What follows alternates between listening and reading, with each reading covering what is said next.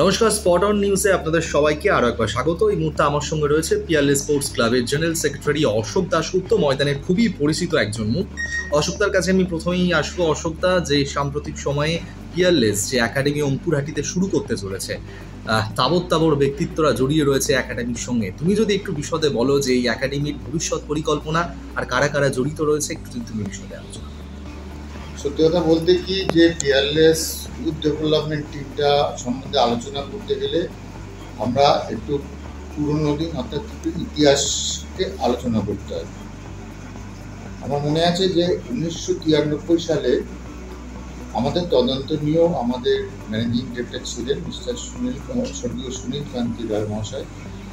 যদিও পার্থিব জগতে উনি স্বর্গীয়, কিন্তু আমাদের পিয়ারলেস স্পোর্টস ক্লাবের কাছে উনি এখনও আমাদের সঙ্গে যুক্ত আছেন। এখনও মনে প্রাণে আমার মনে হয় যে ওনার নেতৃত্বেই আমরা চলছি।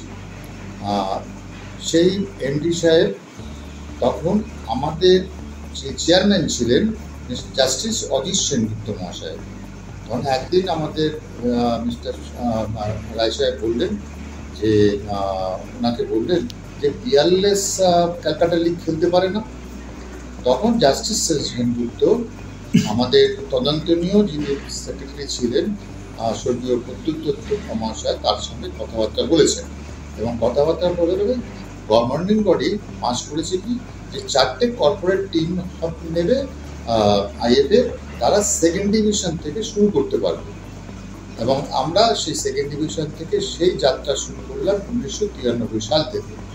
এবং সেই বছর আমাদের যে কোচ ছিলেন তিনি হচ্ছেন আমাদের সবার প্রিয় সাবির আলী, এবং অ্যাসিস্ট্যান্ট কোচ ছিলেন আমাদের বিশ্বজিৎ ভট্টাচার্য। এবং বিশ্বজিৎ ভট্টাচার্যের কোচিং কেরিয়ার সেই পিয়ারলেস থেকেই ওনার শুরু হয়। এবং সেই বছরই আমরা ক্যালকাটা লিগের সেকেন্ড ডিভিশনে রানার্স আপ হই এবং ফার্স্ট ডিভিশনে আমরা উত্তীর্ণ হই। ফার্স্ট ডিভিশনে উত্তীর্ণ হওয়ার পর থেকে তারপরে দীর্ঘদিন গেছে। এই ফার্স্ট ডিভিশন থেকে super division, premier division, premier A B অনেক হয়েছে, কিন্তু আমরা ওই যে এলিট গ্রুপটা, আমরা ওই এলিট গ্রুপটা বহাল রাখতে পেরেছি। এবং এটা সম্ভব হয়েছে এই অগণিত যে দর্শক, ক্রীড়াপ্রেমী দর্শক আছেন তাদের মাধ্যমে আমরা কিন্তু আজকে তাদের মনে উঠে আমরা আজকে বিরাজ করছি। এবং জানেন, সেই চিন্তা ভাবনা করেই আমরা এবারে ঠিক করেছি কি যে আমরা একটা ইউথ ডেভেলপমেন্ট টিম তৈরি করবো এবং সেই ইউথ ডেভেলপমেন্ট টিমটার এজ হবে 19 থেকে 21 বছর বয়স অবধি হবে। এবং সেখানে আমাদের জামশেদ নাসিরি এবং হীরালাল দাস, এদের দুজনের তত্ত্বাবধানে এই কোচিং ক্যাম্পটা স্টার্ট হবে। এবং সেটা আমরা ঠিক করেছি যে আর শুভ উদ্বোধন আমরা 7 তারিখে এর শুভ উদ্বোধন করব।